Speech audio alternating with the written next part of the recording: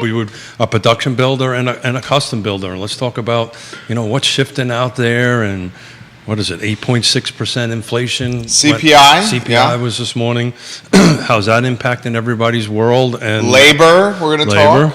Yeah, well, there's definitely a shift not that labor, but this labor, right? Well, the cameras aren't on yet, so folks don't know.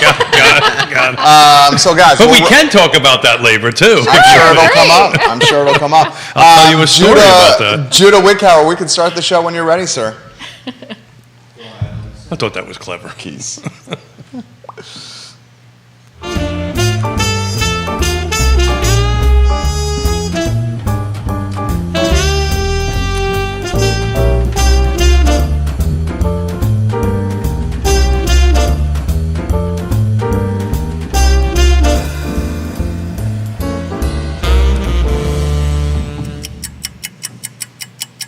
Guys, good Friday morning. I'm Jerry Miller, and welcome to Real Talk with Keith Smith here on the I Love Seville Network. Thank you kindly for joining us. We have a Charlottesville, Central Virginia, Commonwealth, and countrywide audience here on today's program, the Friday edition of the show, fresh with magnets for the set. I mean, it's absolutely fantastic today.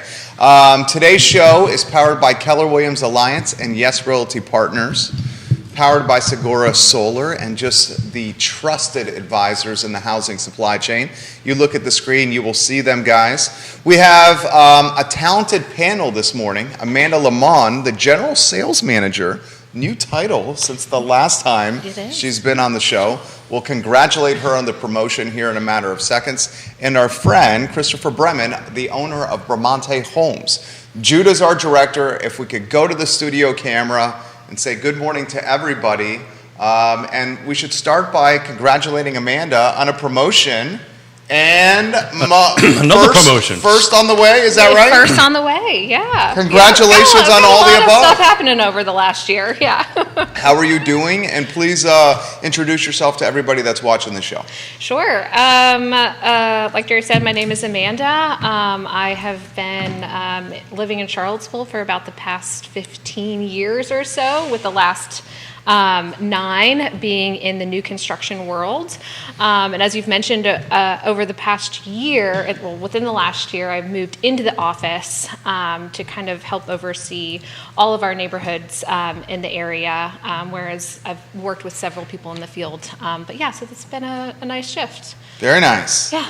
Christopher, the show is yours, my friend. We think it's his 4th time, maybe his 3rd on the show.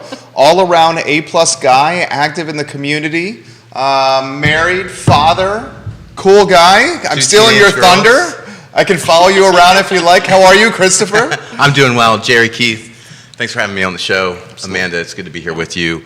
Yeah, I'm that kid whose favorite board game was Monopoly, and I grew up to be the lucky guy that gets to play Monopoly for a living. So did you win a lot when you were a kid? The better question is, played a lot of hours.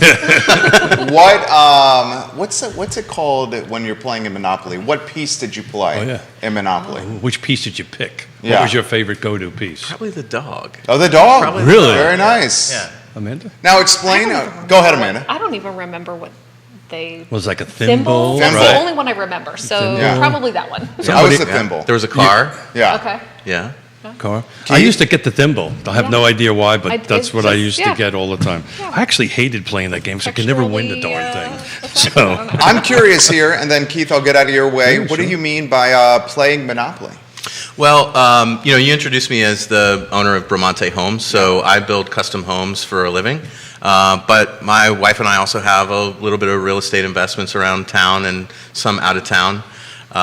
We've had the good pleasure of working not-for-profit with the Piedmont Community Land Trust. Mm-hmm. All 3 of us at this table have. Yeah. 4 of us, actually. Volunteering with the Blue Ridge Home Builders Association, the Regional Housing Partnership, and I think that you need a holistic and global approach to this industry in order to really get it and be a contributor to the market and our local economy.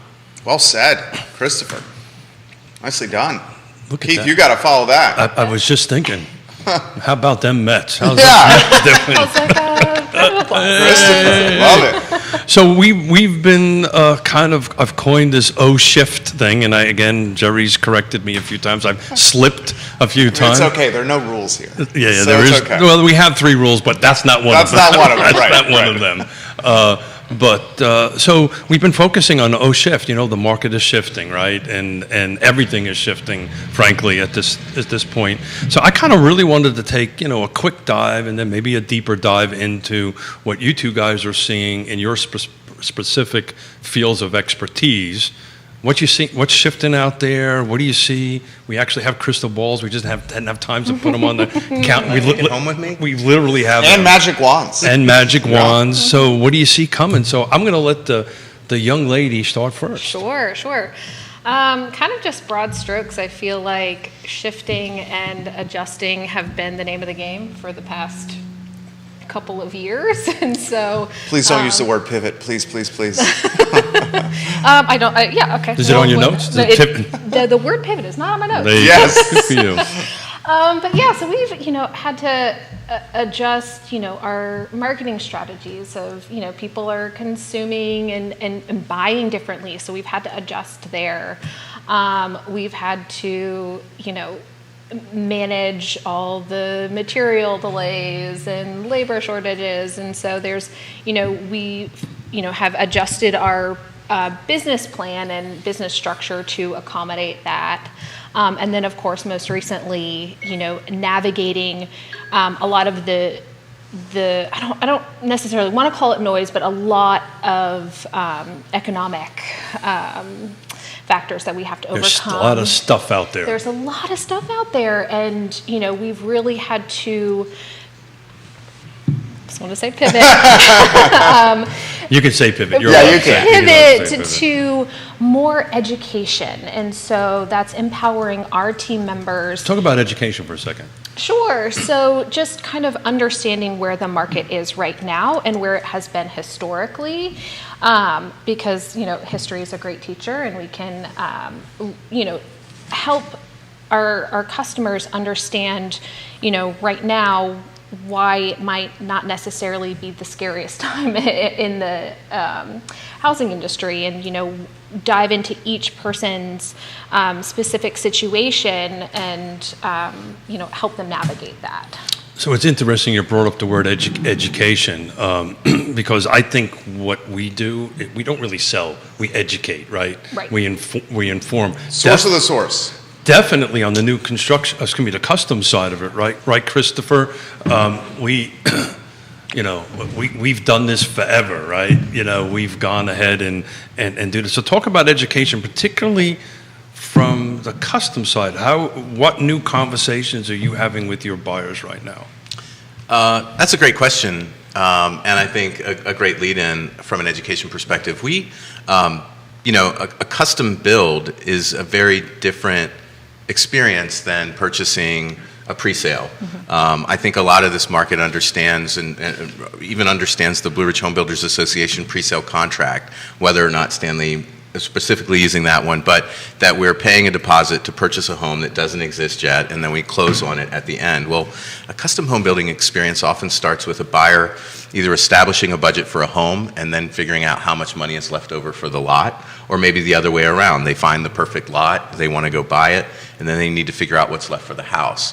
And the planning phase of custom home building can be a lot longer. There are a lot of variables depending on the lot, whether we're on acreage, we're dealing with well, septic, long driveways, or tree clearing. So we have found that our product is a custom home, but we're also in the service industry. And so we exist to provide a well-guided custom home building experience. And so we find ourselves a lot of times really educating a client in how custom is different than purchasing an existing home or a pre-sale, and what that entire experience might look like. Once you have plans, you can follow the plan to build the house. Well, we start with ideas and create the plan. and ask questions, and that pre-construction mousetrap is one that we're really proud of the systems that we've created. And I'll kind of add a little bit to that, and then all of a sudden things change in the middle of the project, right? It's not so much on the production side. So Amanda, just to kind of keep it to a couple of quick bullet points, from a buying perspective, what's really the difference between a production and a custom? Is a production, you really just buy an existing home and you get to pick all the through the process? So talk about your process a little bit. Yeah, so, I would say it depends on what production builder it is. Sure. So I think that over the past year, so I can speak specifically to Stanley Martin, Please. because about a year ago we made a change based on all of these factors, primarily driven by material delays, municipality delays, labor shortages, to move more towards what we call a smart selected home. And so that is where Stanley Martin chooses, we have neighborhoods, so we have developed lots. We go ahead and we choose the floor plan. We decide what structural options are going to go into the home, so whether or not a home has a deck, maybe we add a bathroom, something like that. And then we choose interior finishes often. And then meanwhile, while we're doing that, we're also in the permitting process. So a lot of that work that was previously done with the customer is actually being done ahead of time. And then once we start a home, then we would actually release it for sale.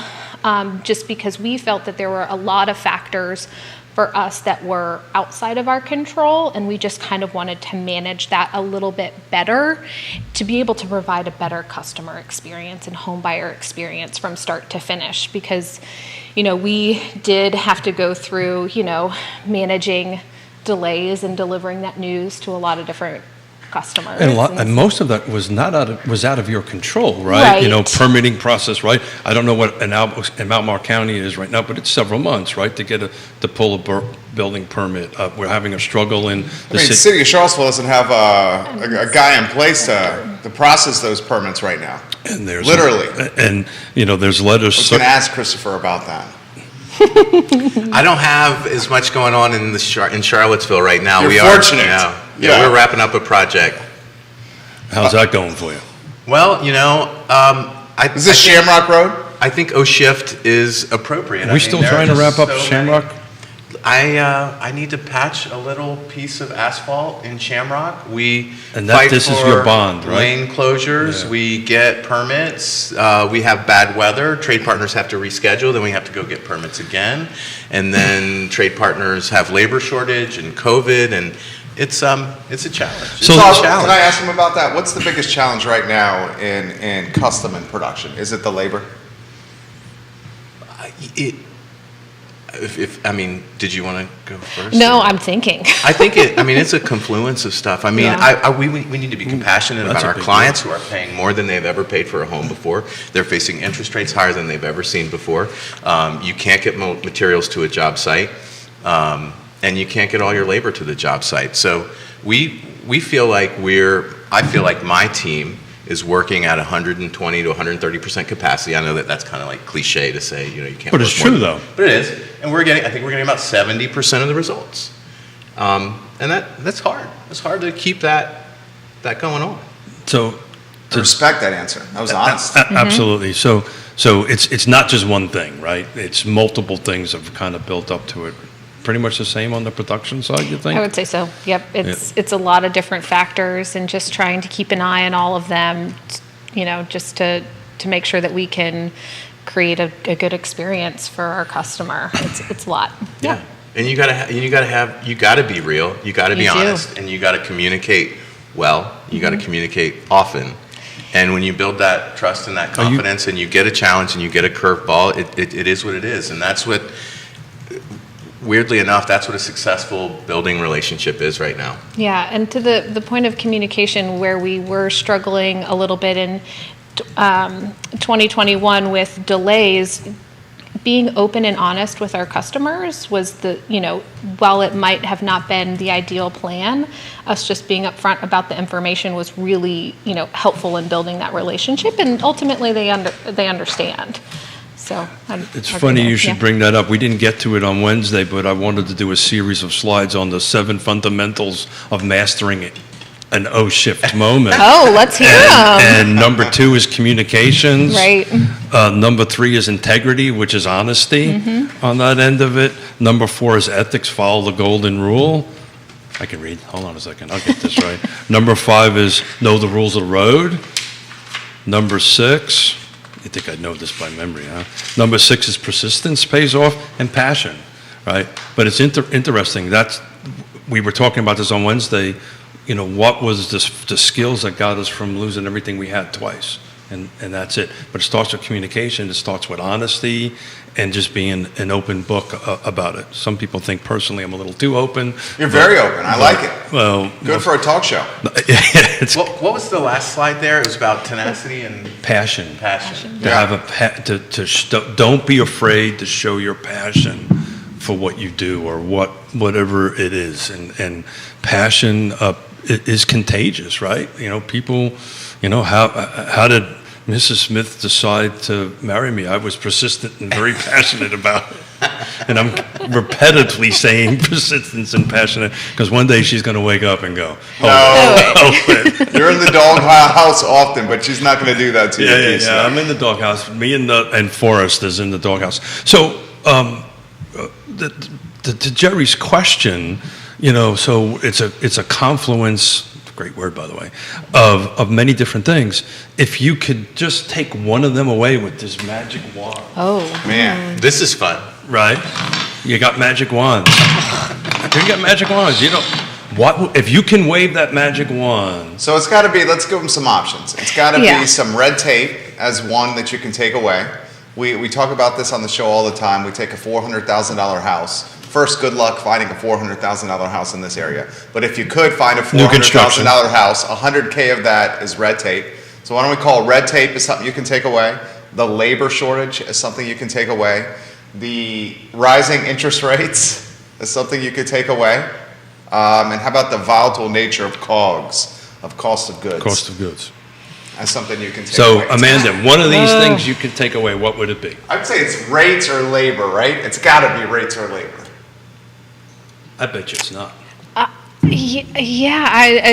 Rates would be up there, but at the same time, there's a lot of education that can happen on, you know, where we are historically with that, and focus more on, you know. Because you're saying it's still cheap money. Well, It's historically normal. Right. I feel like we're hitting more of like a normalized or pre-pandemic, you know. 2018, interest rates were at 4 and 5. This is nothing new. Right. My first one was 6 and an eighth. Your first one And was it doesn't 18 have to and stay that change. way forever, I right? had 18% my first house. So, but I almost, my gut is going to say red tape because that's There where you the go. loss of control There you is go. for us, at least. You know. the other ones you could potentially come up with some options, right? We can do education. we can can- figure something yeah. out because you have some control. Not a lot, but you have some control. The Right. red tape you don't. Yeah. So, red tape is a close second for us right now. Last year, it was cost of goods and escalation. This year, it's 100% cycle time. What's cycle time mean? Cycle time is how long it takes to build a house. How long it takes to build a house is a result of the availability of the goods themselves, when they can arrive. Contractors. And having a really good schedule can help you get the goods to the job site. So it's not easy, but you can get them there. But getting 100% of the trade partners to the job site is our biggest struggle. I had a good conversation with one of my builder peers in this community not long ago. They do maintain a good bit more volume, and they can keep a lot of their trade partners busy enough for a certain percentage of their work and consistently. As a lower volume custom home builder, we cannot provide all of our trade partners livelihood at all times. And so we have starts and stops. Keith, I expect you might be able to relate to that really well. Yeah, this is nothing new. Right. The level of it may be something new, or the intensity or the volume of it, but this isn't nothing new. We went through this in the 90s, the 2000s. Yeah. There was no labor to have framing contractors. This is not an unusual thing. It's to me, skilled labor is probably one of the biggest if we can fix skilled labor, that'll be awesome. But everybody wants to do something with this cell phone I have, and nobody wants to go and become electrician or plumber, or even a framer. I talk about my little brother all the time. He's in Richmond. He's a trim carpenter. I call him doctor because he makes more money than a doctor, right? He's a high-end trim guy, right?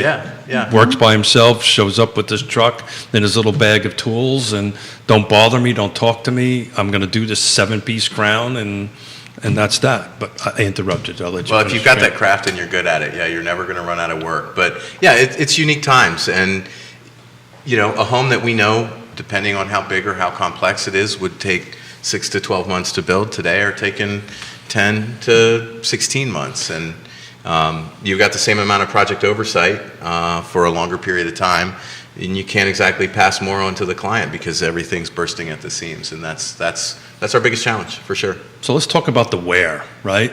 Because we're all been talking about this rubber band growing and moving out from the center of Charlottesville. On the custom side, are you finding you're traveling a little bit more, or are you going to different locations to do work for your clients, or you're kind of a little bit more centralized? Have you done customs outside of Albemarle? Well, so we've always worked in Augusta County and Albemarle County. Okay. In the 80s, our brand, while I was a very, very young man, my father was running the business. We dipped into Nelson County a little bit. We did some work up at Wintergreen. Lately, we're not working that far into Nelson right now, but we do have a project going on in the eastern corner of Nelson County. It was the right project. It was the right people. Okay. We were excited to partner with them.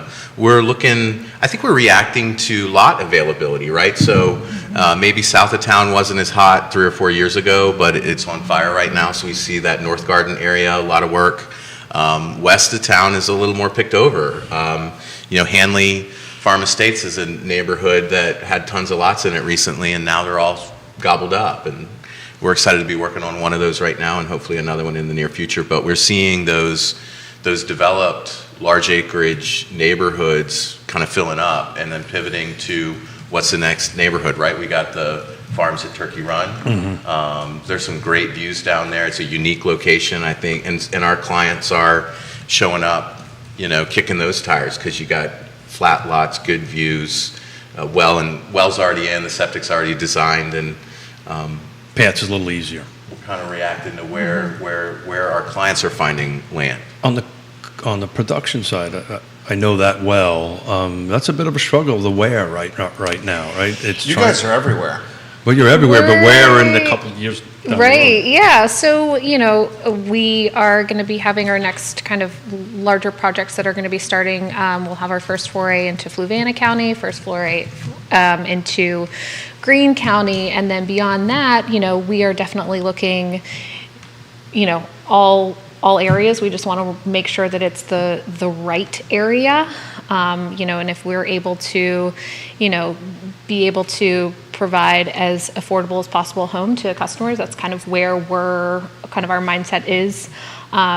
We'll definitely go there. So you kind of have to go, if you want to be, I've dropped the word using affordable housing to housing affordability. I've kind of reversed them. To me, it just makes more sense, at least from my little brain. But, I'm just looking, I just ran some quick numbers year to date, single family detached new construction, right? So these are single family homes year to date on that. The median sales price is $702. This same period in 2021 was $661. So these are mostly production homes on that. That's a $41,000 difference. But it's interesting, the volume's keeping up. So it was about 94 units were sold in this first quarter or year-to-date 2022, 91. So it was only about 3 units difference on that end of it. Big math difference, by the way, it was $100,000 difference between 2020 and 2022. We've got a lot of comments coming in from viewers, especially realtors. This one from Katie Pearl of Keller Williams. Katie. We'll start with Christopher on this one. She says this in the question: understanding there is a lot of time needed on the front end for permits, what is the average timeline from breaking ground to completion? Yeah, our average build window is 9 to 10 months right now. Yeah. Katie, thanks for the question. Good to hear from you. What was it 2 years ago? Yeah, Six a to month and a eight. half less than Yeah, that. 6 to 8. Yeah. How about you, Amanda? Well, so the build time frame of when, we actually release it for sale, would be, we're looking at where we have some inventory that could probably be ready in 60 days, all the way to about 6 months or so. So that's, again, the Stanley Martin shift of kind of doing all the permitting work ahead of time before we do release it for sale. We just have we're able to communicate a better, more accurate time frame. Woody Fincham. Hey, Both Woody. companies are great. Chris builds some very, very fine custom homes from Woody Fincham. Thanks, Fincham Woody. and Associates. We love you, Woody. This is from Jennifer, who is watching the program. How can we alleviate the red tape that you guys often talk about on this show? It's a great question. Anyone want to tackle that one? I think See, all that. three of us lean back in our chair. Well, I mean, I'm gonna take that one. I'll start the conversation here. I think how you alleviate red tape is, as Neil Williamson has said on this program many times, elections matter, and who you vote into office has an impact on everything, including housing affordability. Keith Smith likes to utilize that phrase often. I think that you're seeing some jurisdictions manage new density better than others, and that's why you're seeing the density head that way. I think we also need to manage the NIMBY mindset perhaps a little bit more and be more open-minded that everyone needs a piece of the American dream, which starts with housing and the chance to own housing. Do you want to follow or add to that? This is kind of a hot button topic here. Yeah, I mean, I think, definitely. I might pass that on. I might need a minute to think about that. Okay, Christopher? Well, we said earlier, you got to be honest and you got to talk about it. Yep. And I think that the municipalities that we work in, that maybe we're dealing with the red tape within, they need to be open to the conversation as well.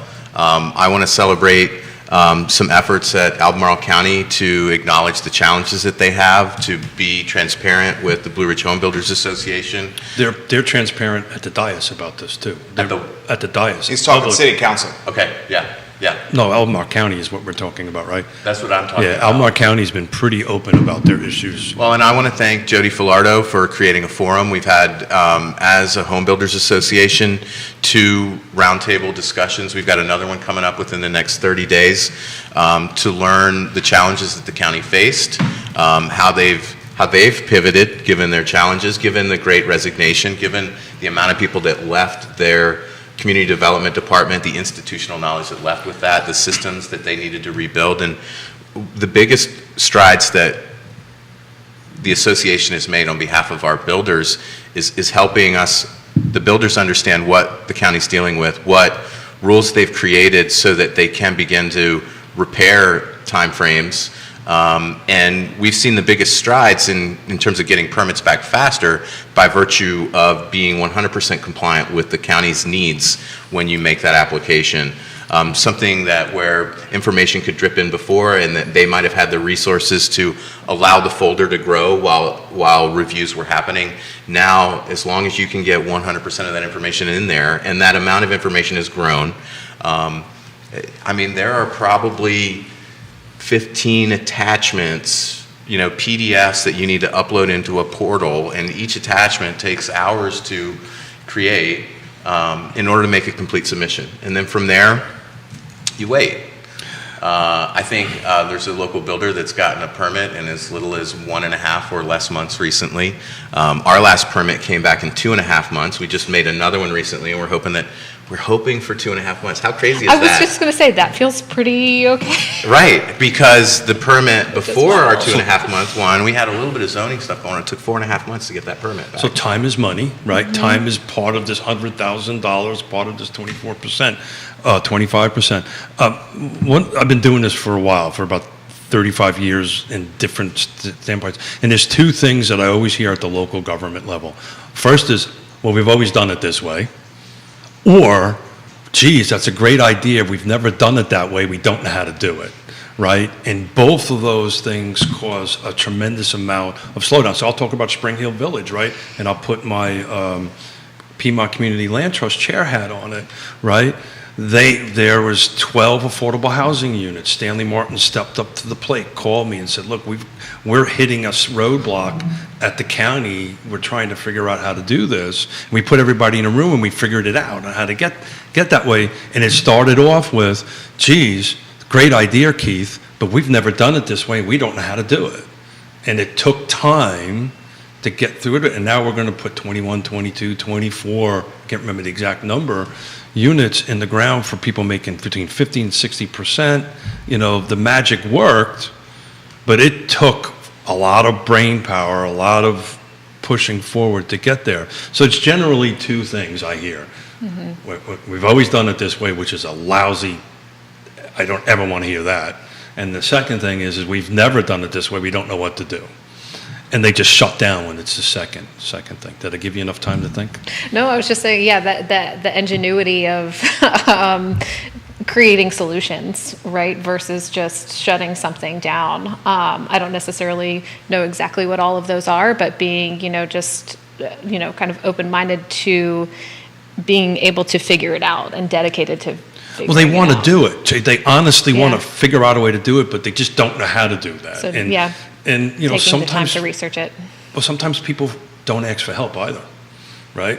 We all kind of been through this in our lives. Something has happened. Oh, I don't want to ask for help because it's a sign of weakness or something along those lines, right? But ask for help and reach out. So to your point, this is a pretty complicated topic, but it starts with whatever slide number that was, communication, right? Have open, honest communication and raise your hand and say, I don't know how to do this. He's a lot smarter than me. Let's ask Christopher, which he is a lot smarter than me. And we always ask Christopher. on that Roger one. Voisin Trust watching you. the program. He says Stanley Martin just built a 5,000 square foot home for my clients in Glenmore in an amazingly short time, 5 3/4 months. And he just wants to give you guys some props. Thanks, Roger. Appreciate it. Can you speak Thank to you. the success you guys have had in Glenmore? It's my stomping grounds. You guys have done one heck of a job there. Yeah. So we have kind of switched our strategy a little bit with Glenmore. Big time switch, right? I would say so. Yeah. I mean, with these larger homes, there's an added piece to the puzzle of getting ARB approval with homes in Glenmore.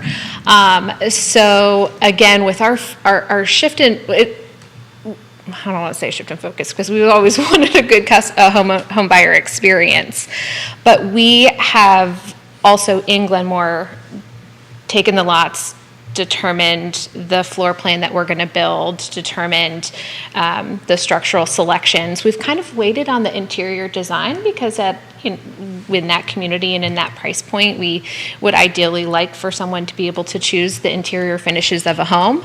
But we've shifted to, again, doing all of that work ahead of time so that we can truncate the time that someone is under contract to when they can settle. So we made that shift about a year ago, and I would say that it's working for us. We have a lot of data on what floor plans are popular and what are working for people today. So we have a lot of data there. We have a lot of data on what people are choosing. So it isn't as much of a risk for us to go ahead and permit for certain options on a home because we know what people are picking already. Great answer. Do you find the person that wants to build a home, whether custom or production, is looking for a smaller footprint these days? Is it a more question. efficient, I don't want to say efficient-minded client, but is it a client that's much more mindful? I mean, heck, inflation's out of control right now. So we're concerned about, electric bill, water bill, and all the expenses that come with owning a house, especially a very large house. How are you seeing the mindset of clients change as, say, maybe inflation is out of control? I mean, we're probably going to have different answers for this, but I would say that, right now that we have a lot of focus on housing affordability, and we build a lot of attached products, and so townhomes and villas, and so we do see people that are very mindful of everything down to, what are my monthly bills going to be. But I wouldn't say that has necessarily changed from what we've seen over the past 5 years or so. If you dig into NAR's, National Association of Realtors data, one would think smaller would be coming up. It's not, and it's been years and years and years. You're not seeing anything getting smaller, are you? I would say in large part, our clients have the good fortune of being able to afford what they want. Sure. And so that big slice of the pie for our work is just, what's the formula? Let's design it, let's price it, let's build it. We have other clients that are being squeezed by interest rates and the cost of construction, and so we find ourselves, whether we're proactively as part of the design process, creating options to value engineer the house, again, proactively. Sometimes we design the whole house, we price the whole house, and then we got to go back and Well, that happens probably more often than not. It does, and it's happening more very recently. Correct. Yeah, realizing that maybe we don't need 5,000 square feet. Let's look at what 3,500 square feet looks like, and if we made that Well, we worked together on 1,500 square foot compromise, what did we lose? We still have the same number of bedrooms, bathrooms. There's just less. But it's not wasted necessarily, space. and that's something you might want to talk a little bit about. It's not necessarily an equal one-to-one relationship, right? So if I have a 3-bedroom house, two and a half baths at 2,000 square feet, and I want to cut it down to 1,800. That one's a little harder to trim back. Than You're not 5,000 to 4,000. Yeah, exactly right. You're not going to be dropping proportionately. That you'll save a little bit of money, but not a lot of money because you're still doing same number of bedrooms, same number of That's right. heating and That's cooling. right. Yeah. So cooling. it's a diminished savings per square foot.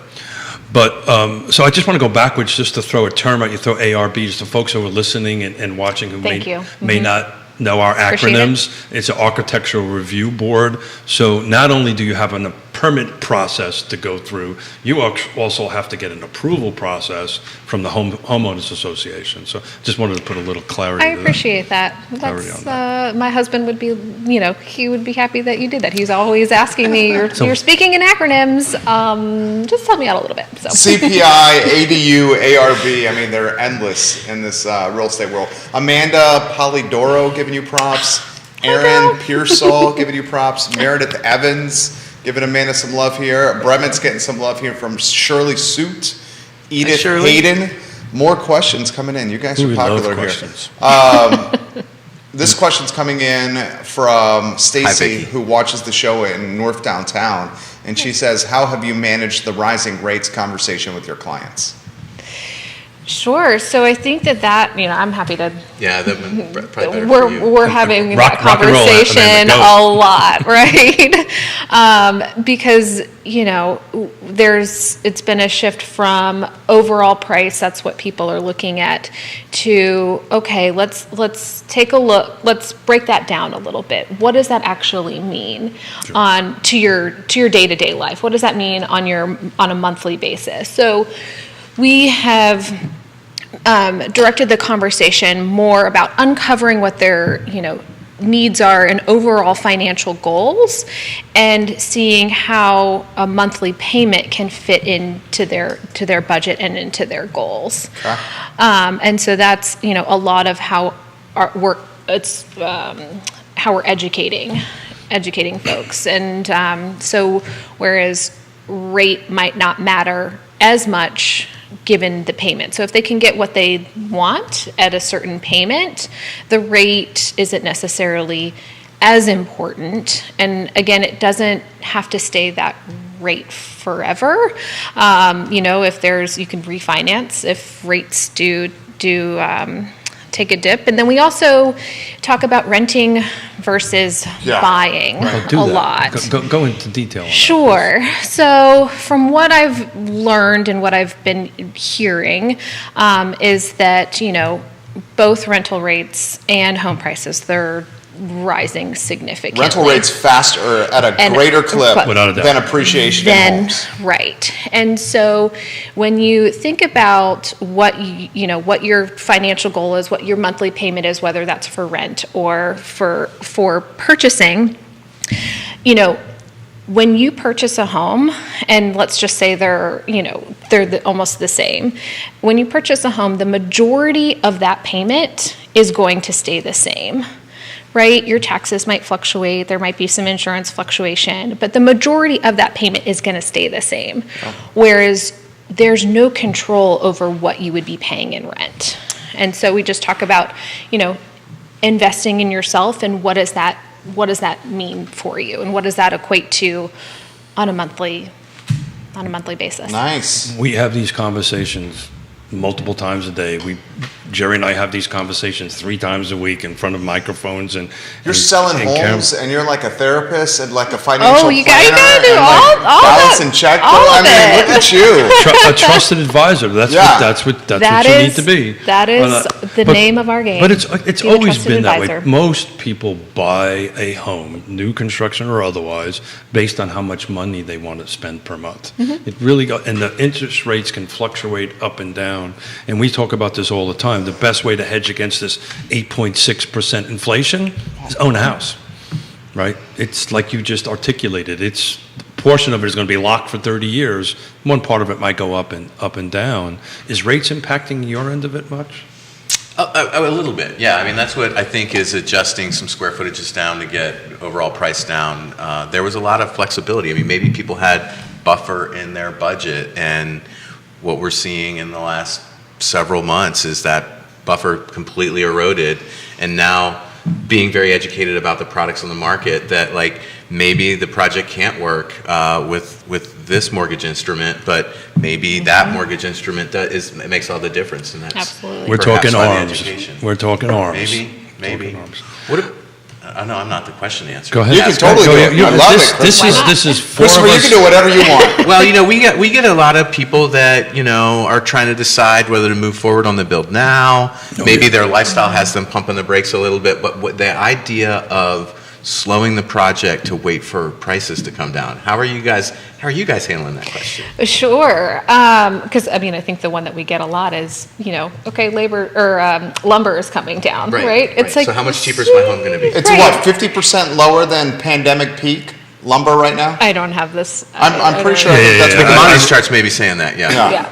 But is it working its way to the street, though? Sure, certainly. I mean, there's a lag in Yeah. the owned inventory and the price at which we purchase it. I've got a client right now who I know is watching it. Maybe they're watching us, and he's You asking got a lot of me people watching. very astute questions like, "Hey, I know we're about to ship lumber. What's our price going to be? Are we going to be lower than what we budgeted?" And Dang, that is a good question. Yeah, right there. we're waving our magic wand Yeah. over it. Yes, it's going to be lower. We don't know how much right now, but yes, it's going to be lower. But let's talk about that, because you've got your escalation, de-escalation clause in your contract That's right. still, right? Yeah. So that's a legitimate question on that. Was that new because of the pandemic, or were they always there? That escalation clause in the contract? That clause exists in the Blue Ridge Home Builders Oh, it does. contract, but it did not exist in our custom construction contract. A big detail about an escalation clause in a custom contract, oftentimes an escalation clause, particularly in a production or pre-sale environment, should and do have termination agreements. Yeah. Explain that. The price goes up, the client decides whether they want to pay more for the home or terminate the contract. The builder may then be able to sell it to someone else. That works really great until it doesn't. Well, but that doesn't work at all in the custom world, right? Yeah. If we have a client who's halfway done purchasing a house from us, and we get paid in draws, they literally buy the house in 10% increments roughly. You get that house halfway done, a termination is not an option. So the real difference is many nuances, and this will be a little bit contractual. The real difference between a custom and a production, you don't own the dirt, you own the dirt, right? So you are building on somebody else's lot. Technically, that's their house. You are building on your lot, it's your house, so that's for when you go to sell it, you're just selling it like a regular house that's finished. It's a regular closing, a regular contract. Your process is very different, right? There's drawers, right, and so forth and so on through the process. I give you a down payment, you build the house, I give you a check, you give me a set of keys. Yeah. This is a whole, much bigger relationship Yeah. on your end of it. And Not so that your relationships aren't important. No, but- it's different. And I would say that I was checking out your website, and I love. It's a nice website. It's a great website, Yeah. and I really enjoy. I thought that our process section was very thoughtfully done and very transparent, and Thank I thought you. that was really nice. So just Thank want to you. give you some props there. Well, and if you go to the, I think the About Us page and you scroll down a little bit, you find a great picture that maybe everyone wants to see of me and my dad. There's a few pictures of me and my dad there, but there's the one of each of us when we were the youngest might be the one that the crowd might enjoy seeing this afternoon. I'm on the About page, BramonteHomes.com/about, Judah. If you scroll down, do we scroll on down? There it is. That's Oh, the right picture here. there. Let's get the, that's so everyone good. needs the to photo see. from 1970s with Christopher's dad, and Christopher, who looks like he's in Pampers right here. That's right. Red long sleeve T-shirt. Please put this photo on And the screen. pacifier, right? Yeah, this is adorable. And what are we holding there? Is that a ruler? Is that measuring It's a tape? tape measure. Measuring You gotta get tape. started early. Look at Christopher Bremen, looking good. Some mean, muscular you're thighs on this destined for toddler right here. It's BramonteHomes.com/about. I know I'm putting you on the spot here, but I would love for this to live in the internet in perpetuity. This photo here, In I more than love one it. place. I love it. I have one similar with my son here in the studio. I think he was like 2.5. Or my wife took the photo, and it's my favorite picture of all time. Can we go back to the escalator contracts and give me a thumbs up when that photo's on screen? How have you managed that with clients? Because it likely impacts you a lot more than you. Wouldn't you think? Very much so. Yeah. Yeah. So I would say that, like a lot of industries, 2021 for us was a learning year. So that is why we've switched our business strategy to releasing homes later in the build process for sale, because we do have an idea of what the home will cost. So we'll have an idea of, the biggest portion, one of the larger portions of the lumber package, but there's a whole lot of pricing fluctuation. It's just one piece to the whole home envelope. So we lock in our prices at contract.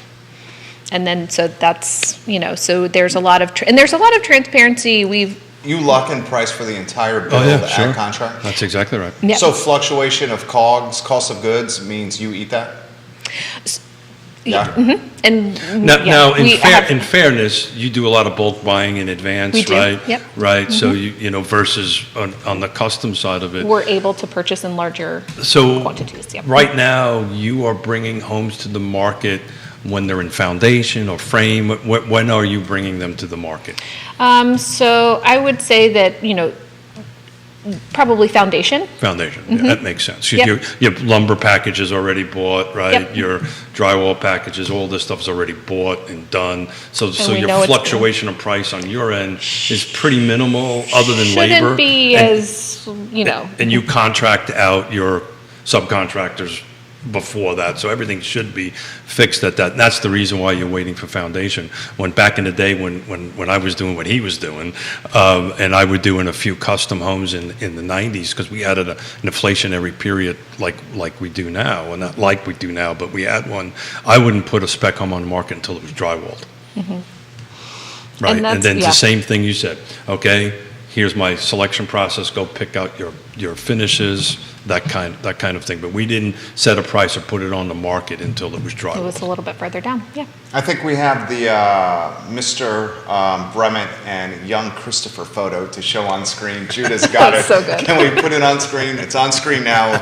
All the viewers and listeners, please look at the screen now as we see the foundation of a wonderful custom home building company. How old are you? Are you 2 in this? 2 and a half? I'm 3? standing. I might be less than 2. Yeah. You guys might know better than me. You're looking With good the here. youngsters. So, isn't Well, that like, I'm props to Dad, I Yeah. mean, he was a tremendous mentor, educator. I mean, I tell the story to my clients, born with a rusty shovel in my hand more so than a silver spoon. But indeed, I mean, my first job was picking up trash, and later I was shoveling dirt and then toting lumber, and one day someone trusted me with a hammer. Man, I grew up the same way, Yeah. right? And like his father, he's got a great head of hair, Christopher does.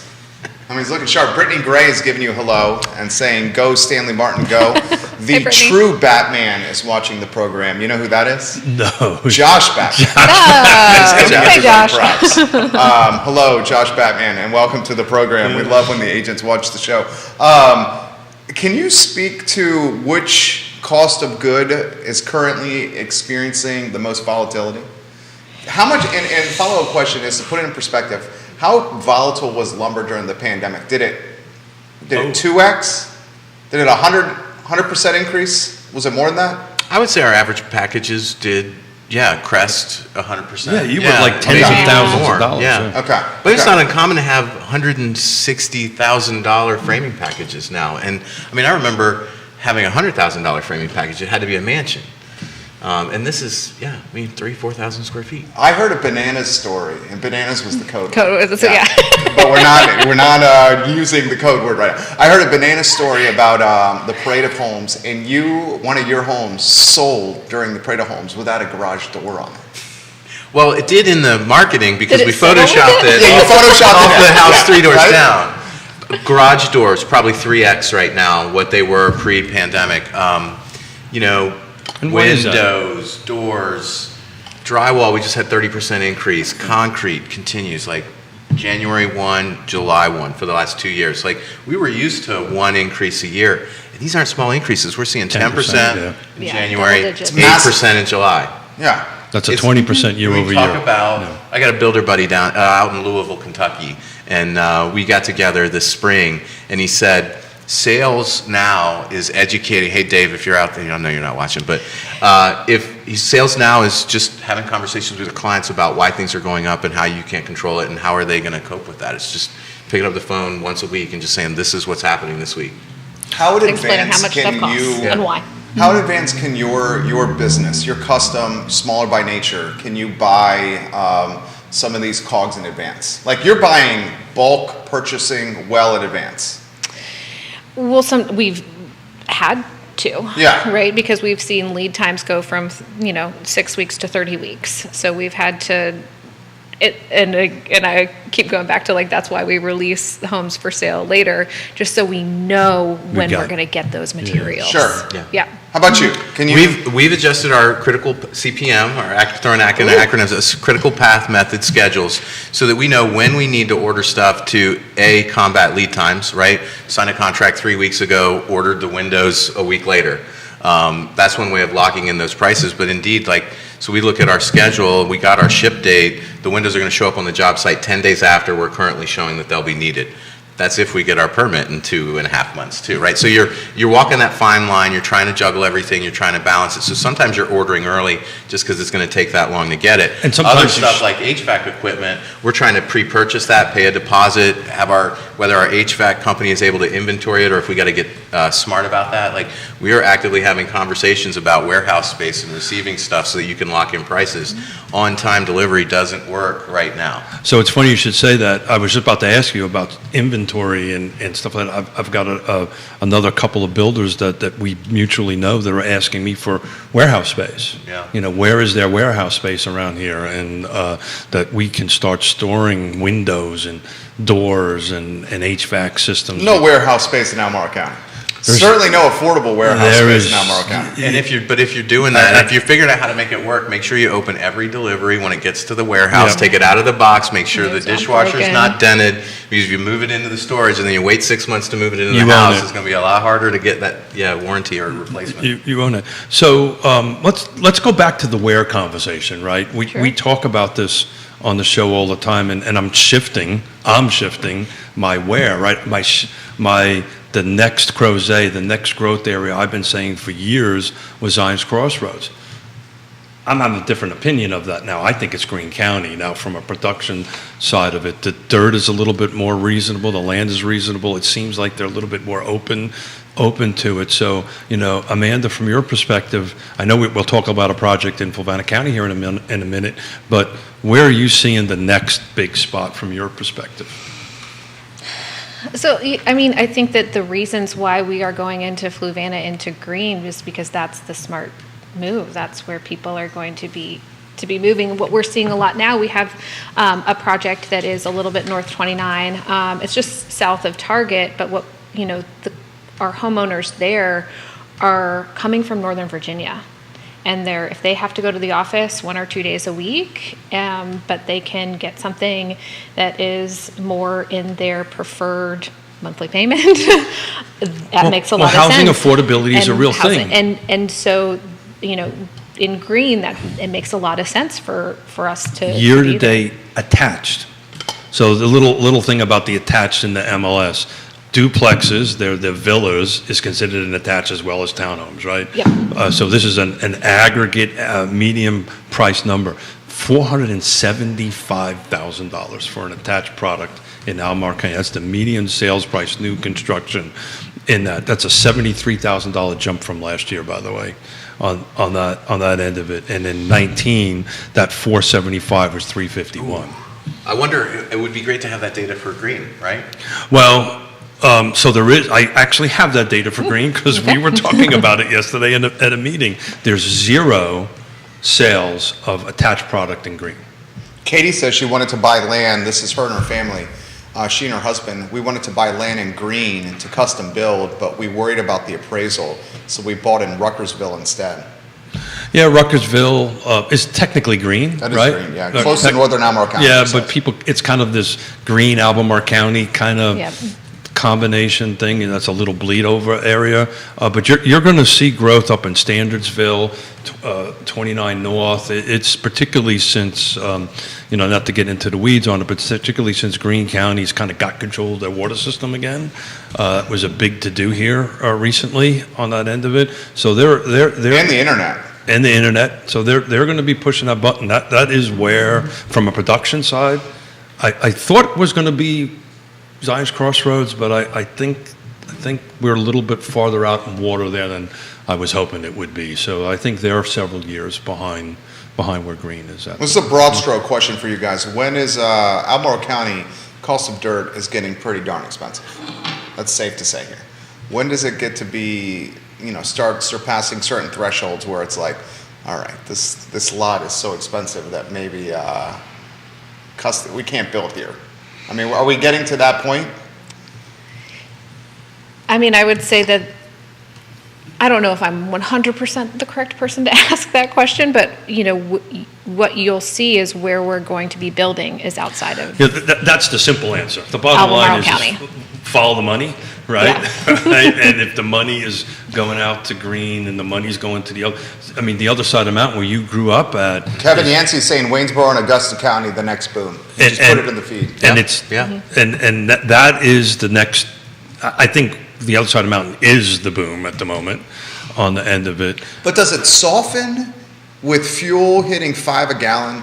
We've Does been- $5 a gallon soften those areas with people still commuting to the epicenter of employment, Charlottesville? Ask a guy who grew up there, what do you think? Well, that's a great question, and we saw the same thing happening before the Great Recession. Waynesboro and Augusta County, our radius was much smaller. I mean, in a 5-mile radius, you could circle 10 homes that we had under construction at any given time, with Waynesboro being in the middle of it. So, people are going to make that drive. People are going to pay attention to how much money it costs to fill up their car, and then they're going to pay attention to what the difference is in their mortgage payment. And I think that's feeding the formula for.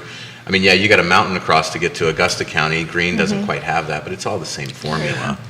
We've been, Jerry and I have been debating this. That's Bert and Ernie. Bert and Ernie, Yeah, sorry. Greg sorry. Slater. I'm not. Are you Bert or Ernie? Oh, and the Bert and Ernie. I'm Robin, remember? My name's Jerry. Yeah. I wrote a note down about the land trust and went to Greg. That's the problem with, Keith Big Bert. multitasking, yeah. Keith Brain. Yeah. It's Keith Brain, Okay. Amanda. It's got nothing to do with this. It's got everything to We do. were talking about pregnancy brain, there's Keith brain. There's Keith Brain. And that's, the thing about pregnancy brain is eventually it'll go away. This is pretty much. I don't know, I hear it just No, turns into mom brain. Amanda, you were doing just fine. You were The A++. pregnancy brain will go away. Trust me on that stuff. So now the ADD kicked in, and I'm trying to remember what I was trying to say. So this is really going sideways awfully fast. Well, the other component to how much cost does it Thank cost? you very I was much. gonna Thank you very Is much. also how much time of my day is it consuming to move another 20 minutes away from where I work. Christopher Bremick could host his own show here. This man is a natural. Note to self, when Keith travels, Can call you switch seats, Christopher. please? But and I want to share this too because this is the reality of what's happening in our market too. You got people can work from anywhere now. Yeah. They might be moving from somewhere that has less equity than they could have here in Charlottesville. The other side of that is a reality as well. You got people from the Northeast. They're selling a piece of property that's much more expensive than what they could purchase here, and so you've got different access to funds, money, means, income, equity that they can parlay into Charlottesville. And so if that average attached product is growing from 350 to 450, or that average detached product is growing from, I don't even want to guess, 5 to 7, Right. or that custom is, used to be 700,000 or 800,000, Now it's now got it's a one. 1.2. Yeah, yeah. There's a lot of people that doesn't matter to, Yeah, sure. and that's not hurting the people that have lived in this community for decades. Yeah, so. Good answer. Great answer, and you should sit in this seat, by the way. But That was a anyway, great answer. so and I've always was of that opinion because we talked about numbers matter, history matters, but sometimes it doesn't, right? So historically, right, before the time of great unpleasantness, if gas was going up at 4%, your side of the mountain didn't kind of dip; it took a dive. Yeah. Right? And that's not happening now, and it's not happening because there's different factors in the world now than there was in 2008, 2006. Internet had a really super EVs, right? I put on a waiting list for an EV pickup truck, but don't tell my wife. I'll keep it between Yona's Just watching for you two. Just me and you. Don't worry, the Yona. show right now. Amanda, don't tell Yona I signed up for a Hummer. I think the divorce papers just came in. But, I had a really super interesting conversation with planning directors and elected officials in Augusta County. And it was really interesting. I said, guys, so look, you guys are growing. What's your biggest concern? Would you take a gander what their biggest concern was on the other side of the mountain? I'm talking about like NIMBY folks, or not necessarily NIMBY, but from a planner's perspective, what their biggest concern was. And it's not the ones that you think it is. It's not traffic. It's not schools. It's not infrastructure. Yeah. Hospitals for the boomers. That's exactly what it is. Interesting. The other side of the mountain was like 2 years ago the number one place for retirees number 3, I apologize, to retire in the United States. Shenandoah Valley. In Shenandoah Valley, and the people are doing it. Augusta Medical is growing. That wasn't really the size that it is now in pre-pandemic. Sure.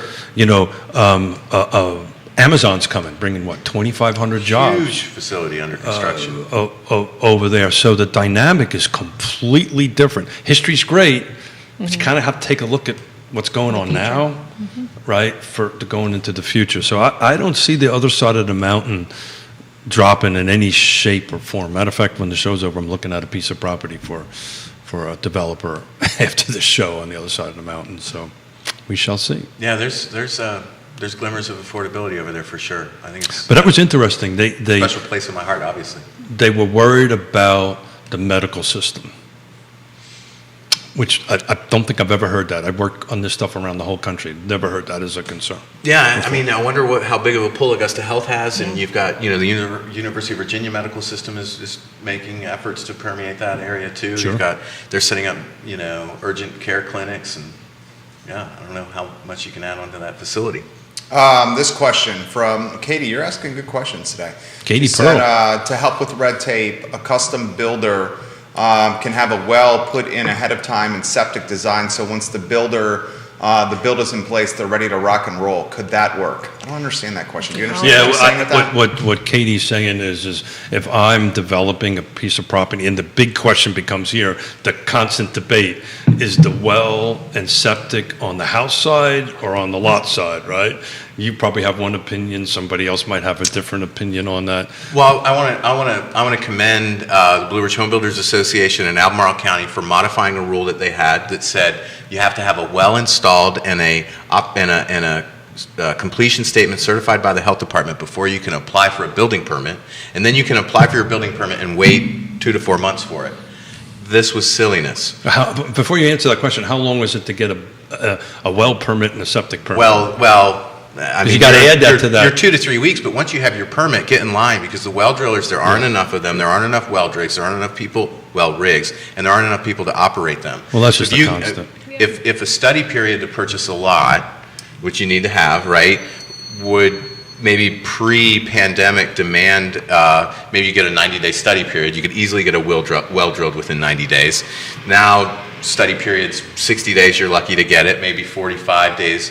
But wells are taking 3-4 months to get drilled once you have a permit. So that is almost an impossibility right now. And you've got a lot of people that if they want to go that custom route, they just have to suck it up and wait.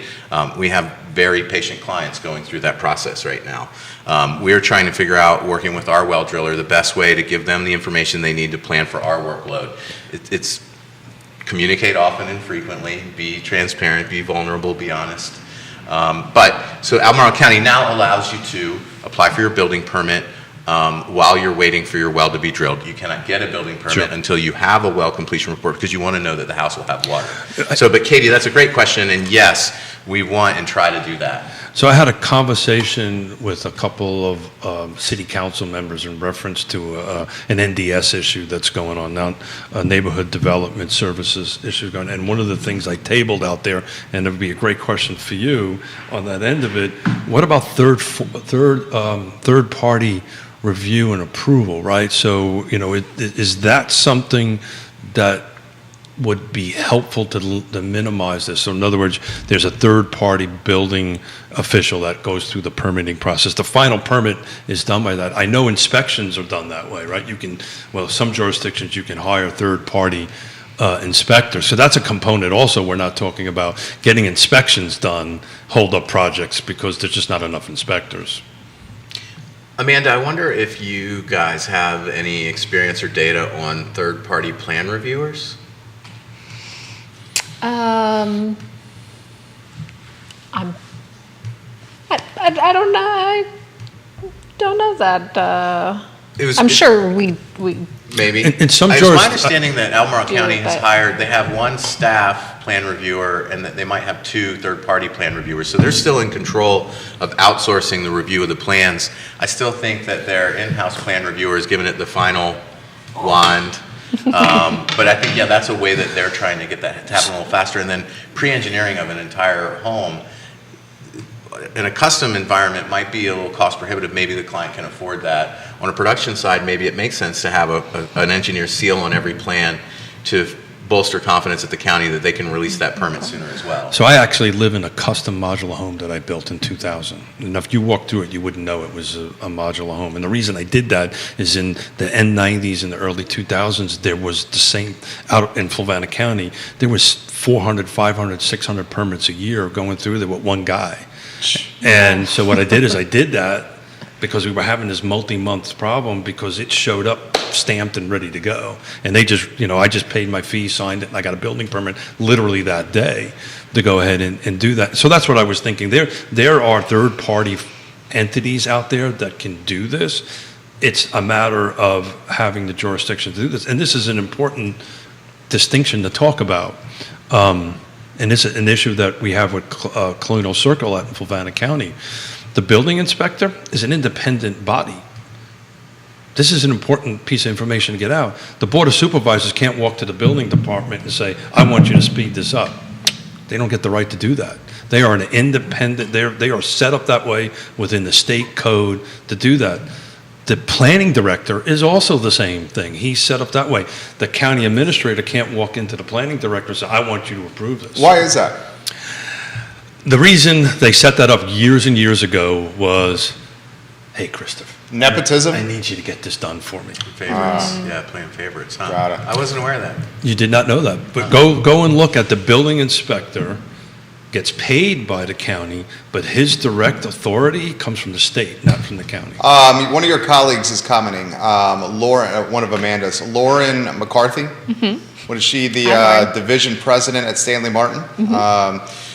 We have been working with Albemarle County on a master file process that should help expedite the permitting process. Thank you. There you Look go. at the Thanks, boss. Lauren. The Yeah. boss chimed in. Very nicely done, Lauren. My boss. Where is she watching? Where? Yeah. She local? She is. Yeah, I don't Okay, know. fantastic. I don't know. I texted her this morning. She was on a beach somewhere with a cocktail. I don't know. Well, she deserves it. She's in pantops. Well done, Lauren. Thank you for Thanks. jumping in Thank with you that for knowledge. chiming in. So where do you think, and she also adds, third parties are a benefit to help get the work through the system, Sorry. but we do have to get final approval with the city or the county. And she's not at a beach, Keith. She says she wishes. Lauren McCarthy, you made the show better today. Yeah. That knowledge right there. You know, we work a little bit together, Laura and I, and she's a rock star. So She is. she's great. She's great to work with. Yeah, I mean, these are outside of the box thinkings, and you know, we talk about this all the time. But you know, putting everybody in a room, and Lauren was part of this. Stanley Martin. I'm going back to this land trust thing at Spring Hill. Everybody was at the table. Everybody was in the room to go ahead and move this thing forward on that end of it. The same similar thing that we're doing on our project in Colonial Circle. Are you ready to talk a little bit about that at this point? And kind of, I know we don't want to talk about it too much, but let's just say there's a project There's a coming project, out yeah. in Fluvanna County. It's going to be a couple hundred Stanley Martin units, attached and detached. No pressure. Your boss is just watching. Yeah, no. Literally. That's not as much as we're going to say. I'm commenting with her. She's literally watching right now. Hold on, what was the secret word that we had for you? Bananas. Bananas. Bananas. So that everybody knows there was a secret word in case Amanda needed to get up from Walk around a little bit. walk around a little bit. But look, let's talk about that for a second, and let's talk about this process and this 25% and this $100,000. I did my first development in Fluvanna County in 1992. It was 150 lots, central water and sewer, VDOT roads, right, on that end of it. They were 1 acre lots. It took me 6 months from the time I wrote the contract, went through site plan, got rezoning, and put a bulldozer on the job site. Colonial Circle, we're in year number 6. And I was thinking about that on the way coming in. Lauren, Amanda, me, you, how do you budget for that? How do you plan for that, right? You've got to be so good to think 6, 8 years down the road. And maybe luck is a lot of it to figure out what product you're going to, 6 years from now, what product is going to be there, what price point's going to be there. But it took me 6 months to get almost the same size project approved and put a bulldozer on the job site. That's the difference. And I mean, it's inconceivable today. Right. you can't even get a building permit in 6 months. Well, yeah, maybe. You want to touch on Colonial Circle anymore? Yeah, I mean, I'm excited about the relationship. I'm excited about Fluvanna County We're excited to be getting there. Stanley Martin out there. We're going to be having some, a much affordable product. You know, we can't talk about price because we haven't set them yet, but it's not going to be $475 for a townhome. I can tell you that much with an absolute assurity. But it's going to be more in the housing affordability range on that end of it. It's also got a 125, which is not part of Stanley Martin, but 125 unit apartment complex that is going to serve 50 to 60% area median income families. So That's exciting. we're excited about That's that. exciting. That's going to be Clark Argenbright. Oh, hey, Giving you some Clark. props. Why don't we close the show with some final thoughts for many folks watching the show? Christopher, would you like to take the lead on some final thoughts? How about what's your crystal ball say for the back half of 2022 and into 2023 for housing in Central Virginia? So we know that interest rates are going up because the Fed is trying to make a difference, and their goal is to flatten the curve. We don't think it's going to come down, I think, in terms of affordability, but if we could just flatten the cost of construction and keep it normal. I think the $1 million question is, do we miss it and have a big fall? And so if people want relief in the price of housing, I think it's going to come with some economic sacrifice.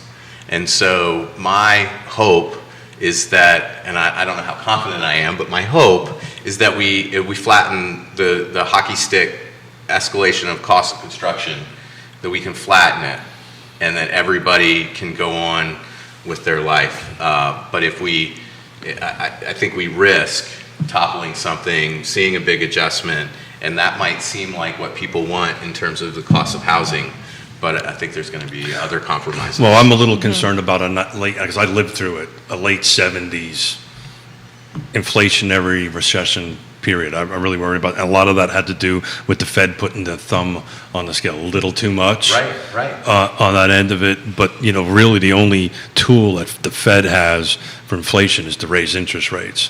And as they start raising interest rates, our interest rates will go up, right? When then, flattening is what we want. It's really a fine thing. The Fed has to resist, I think, raising these rents and kind of let this a little bit settle itself out on that end of it. Yeah, I would say, a question that we get a lot is it still a good time to buy a house? And Always a good time. It's always a good time. Yeah. And, to kind of tack on to a little bit of what you were saying is that it's really hard to time the market. And if you are finding that, you can, find a home that works for you with the budget that works for you, it's a great time independent of, interest rates. And there's always going to be people that are looking to kind of correct the negative in their life, whether it's, space or location. And, I think it's a great time. Well said. I'm in a series of running several 21-year spreadsheets. Charlottesville, Albemarle, I'm working on Green right now, but where I've taken a look at appreciation year over year for 21 years.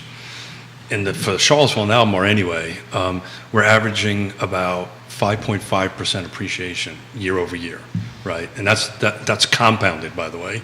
Right, compounded each year over and under it. And the reason I did that is I wanted to include the time of great unpleasantness, right? We had negative down. I wanted to see if I bought a house 20 years ago, what was my year over year appreciation. So you're 100% right. Now's the time to buy. There may be a period of some fluctuation on it, but if it's like stocks, right? You buy a stock, if I would have bought a stock 1980, if I was a smart kid coming out of high school and put $1,000 in the stock market, I'd have a ton of money right now, but I wasn't because I bought booze instead. But that's a whole different story. I joined the Marine Corps. I showed them, but so it is the time to buy. People worry about that. My highly educated daughter, my doctor son-in-law, literally this weekend asked me the same question. Oh my God, did I miss the boat? I said no. You're just going to have a normal appreciation. That's all. And you might not have been in the position previously, right? You have to kind of take it for where you're at in your current life. Well said. Folks, thank you. You guys crushed it. Especially Thank you. Amanda. I know sitting here for an hour and 15 minutes, so thank Hey, you so much. thanks for having me on. For Yeah, I appreciate doing it. it. Thank And you. Christopher, it's always a Amanda pleasure. and Christopher were on fire. Judah Wickower deserves props. Keeps us online. Keith Smith put the panel together. My name is Jerry Miller, and this is Real Talk with Keith Smith. All shows archived at realtalkwithkeithsmith.com. And the I Love Seville show is up in 56 minutes. Have a good morning. Take care, guys. Well done. That was fun. That's all she wrote. That was good. Fine. You guys were excellent. We'll take a quick photo. Are you ready to bolt to the...